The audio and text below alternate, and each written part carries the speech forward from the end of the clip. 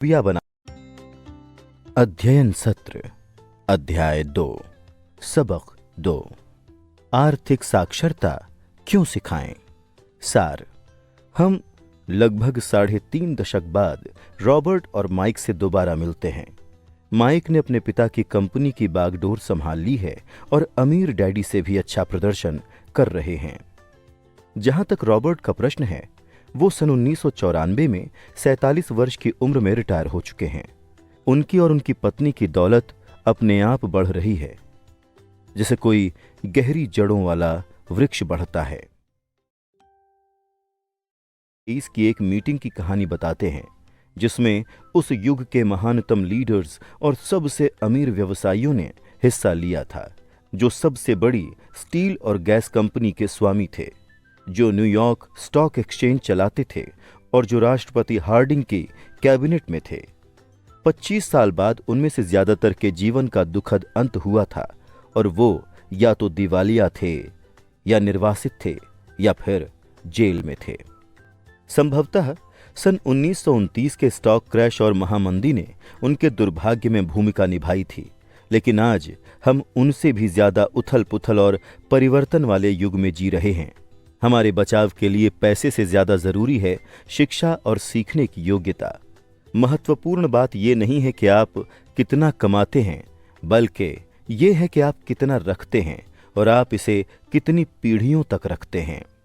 इसीलिए जब लोग रॉबर्ट से पूछते हैं कि अमीर होने की शुरुआत कहां से करें, तो वो उन्हें वही जवाब देते हैं जो उनके अमीर डैडी ने उन्हें दिया था। अगर आप अमीर बनना चाहते हैं तो आपको वित्तीय दृष्टि से साक्षर बनने की जरूरत है। रॉबर्ट बताते हैं कि कई लोग किसी छोटे घर के लिए बनी नींव पर अट्टालिका खड़ी करने की कोशिश करते हैं। क्योंकि बच्चे बहुत कम वित्तीय शिक्षा के साथ कॉलेज से निकलते हैं, इसीलिए वो अपने वयस्क जीवन की शुरुआत अमेरिकी सपने का पीछा करने से करते हैं, लेकिन खुद को गहरे कर्ज में पाते हैं। बाहर निकलने का उन्हें जो एकमात्र तरीका दिखाई देता है, वो है अमीर बनने की रणनीति। लेकिन उस वित्तीय साक्षरता की पृष्ठभूमि के बिना उनके प्रयास किसी कमजोर नींव पर अट्टालिका तानने जैसे होते हैं और एम्पायर स्टेट बिल्डिंग बनाने के बजाय वो अंततः लीनिंग टावर ऑफ सबर्बिया बनाते हैं। रॉबर्ट और उनके बचपन के मित्र माइक को उनके अमीर डैडी की शिक्षा की बदौलत एक मजबूत बुनियाद मिली थी, जो अट्टालिका बनाने लायक थी। अकाउंटिंग का विषय नीरस और दुविधापूर्ण है और वित्तीय सफलता के लिए बेहद अनिवार्य है। अमीर डैडी ने दोनों लड़कों को इसे सिखाते समय सरलता के लिए केवल चित्रों का इस्तेमाल किया। बाद में जाकर उन्होंने मुख्य अवधारणाओं का मार्गदर्शन देने के लिए संख्याएं जोड़ना शुरू किया। रॉबर्ट कहते हैं कि पहला नियम यह है कि आपको संपत्ति और दायित्व के बीच का फर्क पता होना चाहिए और सिर्फ संपत्तियां खरीदना चाहिए। आपको बस इतना ही जानने की जरूरत है। लेकिन इसके इतने सरल होने के बावजूद ये एक ऐसी चीज है जिसे कई लोग नहीं समझ पाते हैं। जब अमीर डैडी ने शुरू में इसे 2 किशोर लड़कों को समझाया, तो उन्होंने सोचा कि वो मजाक कर रहे हैं। वयस्क ये बात कैसे नहीं समझते हैं? क्या हर व्यक्ति अमीर नहीं बनना चाहता? समस्या ये है कि बैंकरों, वित्तीय नियोजकों और दूसरों ने ज्यादातर लोगों को अलग तरीके से शिक्षित किया है। इसीलिए उन्हें अपने दिमाग में पहले से भरे विचारों को भूलना होगा। कुछ लोग तो इतने बुनियादी पहलू पर लौटने को अपनी प्रतिष्ठा के खिलाफ मानते हैं। संपत्ति और दायित्व की सच्ची परिभाषाएं शब्दों में नहीं, बल्कि अंकों में निहित हैं। लोगों की मदद के लिए रॉबर्ट वैसे ही रेखाचित्रों का इस्तेमाल करते हैं जैसे रेखाचित्रों का इस्तेमाल अमीर डैडी ने उनकी मदद करने के लिए किया था। यह संपत्ति का कैश फ्लो पैटर्न है। रेखाचित्र का ऊपरी हिस्सा इनकम स्टेटमेंट है, जिसे प्रायः प्रॉफिट एंड लॉस स्टेटमेंट कहा जाता है। ये आय और व्यय को बताता है, पैसा अंदर और पैसा बाहर। रेखाचित्र का निचला हिस्सा बैलेंस शीट है। बैलेंस इसलिए क्योंकि इसमें संपत्तियों को दायित्वों के साथ संतुलित किया जाता है। संपत्तियां आपकी आमदनी बढ़ाती हैं, वो आपकी जेब में पैसा लाती हैं। ये दायित्व का कैश फ्लो पैटर्न है। दायित्व आपकी जेब से पैसा बाहर निकालता है। अमीर बनना चाहते हैं तो संपत्तियां खरीदें। ये सरल लगता है, लेकिन इतने सारे लोग इसलिए संघर्ष करते हैं क्योंकि वो दायित्व खरीदते हैं। यदि आप दौलत हासिल करना और कायम रखना चाहते हैं तो आपको अपनी समझ को बढ़ाना चाहिए। ये सिर्फ संख्याओं की बात नहीं है, बात यह है कि संख्याएं क्या कहानी बताती हैं। इनमें से हर रेखा चित्र में तीरों का अनुसरण करके देखें कि पैसा कहां प्रवाहित हो रहा है, यानी कैश फ्लो का रुख किस ओर है। इससे आपको उस वित्तीय स्थिति की कहानी या कथानक समझ में आ जाएगा। ये एक गरीब व्यक्ति का कैश फ्लो पैटर्न है। ये एक मध्यम वर्गीय व्यक्ति के कैश फ्लो का पैटर्न है। ये एक दौलतमंद आदमी का कैश फ्लो पैटर्न है। इन सरल रेखा चित्रों में कैश फ्लो ये कहानी बताता है कि हर व्यक्ति पैसे को कैसे संभालता है।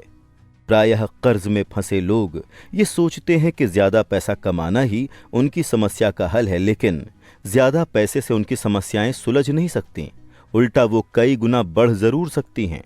इसीलिए इतने सारे लोग जिन्हें अचानक बहुत सारा पैसा मिलता है, जैसे लॉटरी या विरासत से, वो उसे तेजी से फूंक डालते हैं। ज्यादा पैसों का परिणाम ये होता है कि खर्च भी उतना ही बढ़ जाता है। इतने सारे लोगों में जिस चीज की कमी है वो है वित्तीय शिक्षा। इसीलिए वो अपने पेशे में सफल होने के बावजूद पैसे की तंगी से परेशान हो सकते हैं। हो सकता है कि उन्होंने पैसा बनाना तो सीख लिया हो, लेकिन ये नहीं सीख पाए कि इसका प्रबंधन कैसे किया जाए। बहुत बुद्धिमान लोग भी पैसे धेले यानी कि वित्त के मामले में अंगूठा टेक हो सकते हैं। उन्होंने ये तो सीख लिया है कि पैसे के लिए कड़ी मेहनत कैसे की जाए, लेकिन वो ये नहीं सीख पाए कि पैसे से अपने लिए कड़ी मेहनत कैसे कराई जाए। रॉबर्ट एक युवा दंपत्ति की कहानी बताते हैं जिनकी शादी होती है और वो इकट्ठे जीवन शुरू करते हैं। उनकी आमदनी बढ़ने लगती है, लेकिन इसके साथ ही उनके खर्च भी बढ़ने लगते हैं। दंपत्ति पर पहली मार उसकी पड़ती है जो ज्यादातर लोगों के लिए सबसे बड़ा खर्च होता है, टैक्स। और कई लोगों के लिए इनकम टैक्स सबसे बड़ा आघात नहीं होता, ये तो सोशल सिक्योरिटी होता है। ये लगभग 15% है। सोशल सिक्योरिटी टैक्स को जब मेडिकेयर टैक्स रेट से मिला दिया जाता है, जिन सभी में नियोक्ता को बराबरी की हिस्सेदारी करनी होती है, तो वो राशि जिसका भुगतान नियोक्ता अब कर्मचारी को नहीं कर सकता, और कर्मचारी को उस राशि पर भी इनकम टैक्स देना होता है। युवा दंपत्ति का सामना इन टैक्सों से होता है, और जब वो मकान खरीदते हैं तो उन्हें प्रॉपर्टी टैक्स भी देना पड़ता है, और नए मकान के साथ नई कार, नया फर्नीचर और नया सामान भी आता है। अचानक उनके दायित्व बढ़ जाते हैं और मॉर्गेज तथा क्रेडिट कार्ड कर्ज हावी हो जाते हैं। दंपत्ति चूहा दौड़ में फंस जाते हैं। इसमें एक शिशु को भी जोड़ दें और वो ज्यादा कड़ी मेहनत करते हैं। ज्यादा आमदनी के कारण ज्यादा टैक्स लगता है, कर्ज बढ़ता रहता है, और वो अंततः इसे एक कंसोलिडेटेड लोन में अपने मॉर्गेज को एकीकृत करा लेते हैं। लेकिन उनकी आदतें नहीं बदली हैं, इसीलिए क्रेडिट कार्ड का कर्ज चलता रहता है। साथ ही वो अपने होम लोन की अवधि को भी बढ़वा लेते हैं। इस दंपत्ति के लिए और उन जैसे इतने सारे लोगों की सच्ची समस्या क्या है? सिर्फ ये कि वो ये नहीं जानते कि वो अपने पास के पैसे का प्रबंधन कैसे करें। इसका कारण ये है कि वो वित्तीय रूप से निरक्षर हैं और संपत्ति तथा दायित्व के सच्चे फर्क को समझते नहीं हैं। इतने सारे लोग ये प्रश्न करने का समय ही नहीं निकालते हैं कि क्या किसी चीज में समझदारी है। वो तो बस भीड़ का अनुसरण करते जाते हैं। अक्सर वो बिना सोचे समझे यही बात दोहरा देते हैं जो उन्हें बताई गई है। डाइवर्सिफाई। आपका घर एक संपत्ति है। आपको ज्यादा कर्ज लेने के लिए टैक्स में छूट मिलती है। कोई सुरक्षित नौकरी खोजो, गलतियां मत करो, जोखिम मत लो।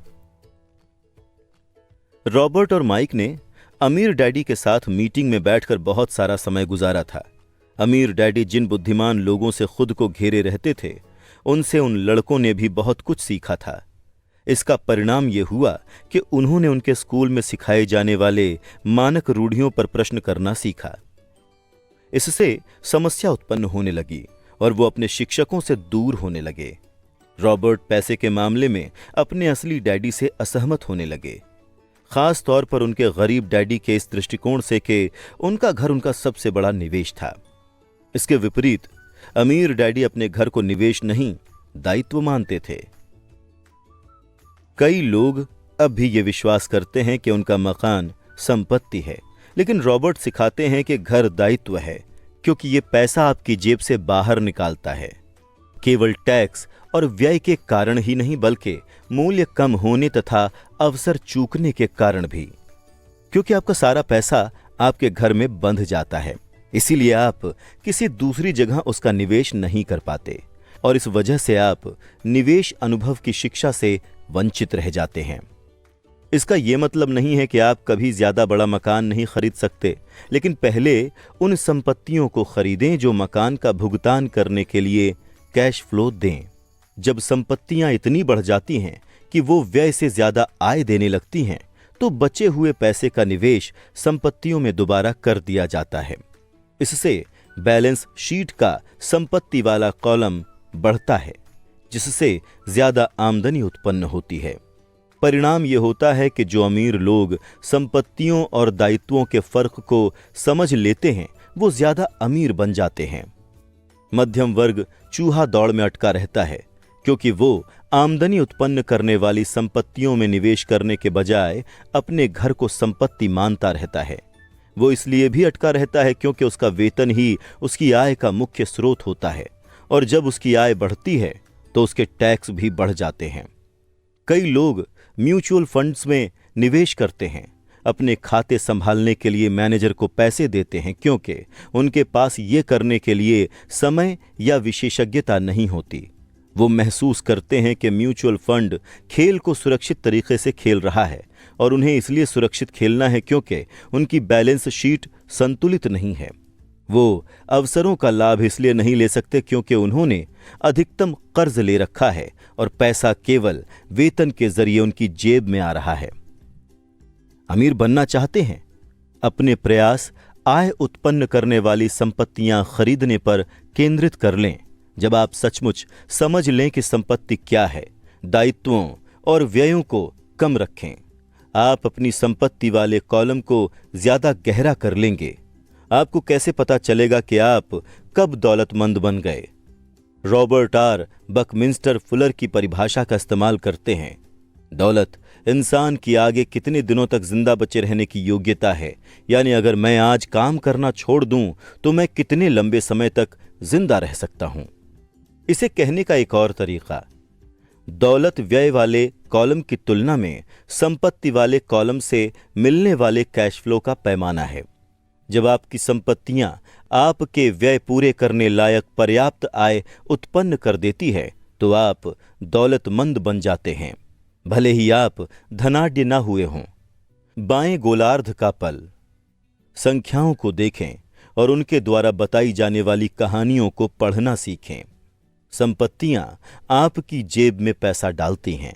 अगर कोई आपकी जेब से पैसा बाहर निकालता है तो ये संपत्ति नहीं है, ये तो दायित्व है। दाएं गोलार्ध का पल। बैलेंस शीट के रेखा चित्र विभिन्न लोगों के जीवन में पैसे की गतिविधि को स्पष्ट करने में मदद करते हैं। अवचेतन पल। बहिष्कार का डर लोगों को आमतौर पर स्वीकृत रायों या लोकप्रिय प्रवृत्तियों पर प्रश्न किए बिना उन्हें स्वीकार करने के लिए प्रेरित करता है, जिससे अक्सर उन्हें वित्तीय नुकसान होता है। रॉबर्ट क्या कह रहे थे? अब सोच विचार करने का समय है। खुद से पूछें, रॉबर्ट इस उद्धरण में क्या कह रहे हैं और वो ऐसा क्यों कहते हैं? इस खंड में आपको रॉबर्ट के साथ सहमत या असहमत होने की जरूरत नहीं है। लक्ष्य तो ये समझना है कि रॉबर्ट क्या कह रहे हैं। याद रखें, ये पाठ्यक्रम सहयोगी और समर्थक बनने के लिए तैयार किया गया है। दो दिमाग एक से बेहतर होते हैं। अगर आप रॉबर्ट की कही बात को नहीं समझ पाते हैं तो संकोच ना करें, समझने में मदद मांगें, हर उद्धरण पर बातचीत करने का समय निकालें, जब तक कि आप इसे समझ न लें। महत्वपूर्ण ये नहीं है कि आप कितना ज्यादा पैसा कमाते हैं, महत्वपूर्ण तो ये है कि आप कितना पैसा रख पाते हैं। बुद्धि समस्याओं को सुलझाती है और पैसे को उत्पन्न करती है। वित्तीय बुद्धि के बिना पैसा जल्दी ही चला जाता है। अगर आप एम्पायर स्टेट बिल्डिंग बनाने जा रहे हैं तो आपको सबसे पहले तो ये करने की जरूरत है कि एक गहरा गड्ढा खोदें और एक मजबूत नींव डालें। अगर आप किसी उपनगरीय इलाके में घर बनाने जा रहे हैं तो आपको बस 6 इंच का कंक्रीट का स्लैब डालने की जरूरत है। अधिकतर लोग अमीर बनने की हसरत में 6 इंच के स्लैब पर एम्पायर स्टेट बिल्डिंग खड़ी करने की कोशिश कर रहे हैं। अमीर लोग संपत्तियां इकट्ठी करते हैं, गरीब और मध्यम वर्गीय लोग दायित्व इकट्ठे करते हैं और उन्हें संपत्तियां मानते हैं। अगर आपकी आदत यह है कि आप मिलने वाली हर चीज को खर्च कर देते हैं तो संभवतः ज्यादा पैसे मिलने से व्यय में ही वृद्धि होगी। 80% परिवारों की वित्तीय कहानी ये होती है कि वो आगे बढ़ने के लिए कठोर श्रम करते हैं। बहरहाल उनकी ये कोशिश बेकार जाती है, क्योंकि वो अपना जीवन संपत्तियां खरीदने के बजाय दायित्व खरीदने में लगा देते हैं। पैसे को पूरी तरह ना समझने की वजह से बहुसंख्यक लोग इसकी भारी शक्ति को खुद पर हावी होने की अनुमति देते हैं। अतिरिक्त प्रश्न। अब इस अध्याय में रॉबर्ट की कही बातों की समझ के साथ इसमें बताई कहानियों को खुद पर और अपने जीवन पर लागू करने का समय है। खुद से ये प्रश्न पूछें और अपने अध्ययन साझेदार के साथ उन पर विचार विमर्श करें। खुद के साथ और अपने साझेदार के साथ ईमानदार बने। आप जो जवाब दे रहे हैं, अगर उनमें से कुछ आपको पसंद नहीं आते हैं तो खुद से पूछें कि क्या आप बदलने के लिए तैयार हैं। अपने विचारों तथा मानसिकता को बदलने की चुनौती को स्वीकार करें। आपकी वित्तीय शिक्षा कब शुरू हुई? क्या ये इस पुस्तक से हुई या किसी दूसरे स्रोत से? जब आपने रॉबर्ट की संपत्तियों और दायित्वों की परिभाषा पहली बार पढ़ी तो आपकी प्रतिक्रिया क्या थी? जब उन्होंने कहा कि मकान एक संपत्ति नहीं है तो आपकी प्रतिक्रिया क्या थी? क्या आपने अपने मकान को संपत्ति माना था? जब उन्होंने अपने तर्क को पूरी तरह स्पष्ट किया तो क्या आपकी धारणा बदल गई? कौन सी कैश फ्लो स्थिति आपके जीवन जैसी सबसे ज्यादा है?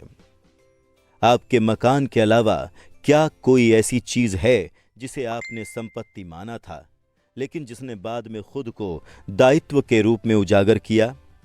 क्या आप इस कथन से सहमत हैं? ज्यादातर लोगों की शिक्षा में जिस चीज की कमी है वो ये नहीं है कि पैसे कैसे बनाएं, बल्कि ये है कि पैसे का प्रबंधन कैसे करें, क्यों या क्यों नहीं। अमीर डैडी ने लड़कों से कहा था कि अकाउंटिंग में संख्याएं महत्वपूर्ण नहीं होती, बल्कि उनके द्वारा बताई जाने वाली कहानी महत्वपूर्ण होती है। आपके जीवन में संख्याएं कौन सी कहानी बताती हैं? आपके जीवन में ऐसा समय कब था जो एक सकारात्मक उपलब्धि जैसा दिखता था, जैसे प्रमोशन या वेतन वृद्धि, लेकिन ये अपेक्षित बैलेंस शीट परिणाम की ओर नहीं ले गया? अगर आप आज काम करना छोड़ दें तो आप आगे कितने दिनों तक जीवित रह सकते हैं? ये संख्या आपको हैरान करती है या डराती है? शब्दावली की परिभाषाएं। 401 के एक अमेरिकी रिटायरमेंट योजना जिसे एरिसा एक्ट ऑफ 1974 ने विकसित किया था, जब कंपनियों को इस बात का एहसास हुआ कि वो रिटायर होंगे।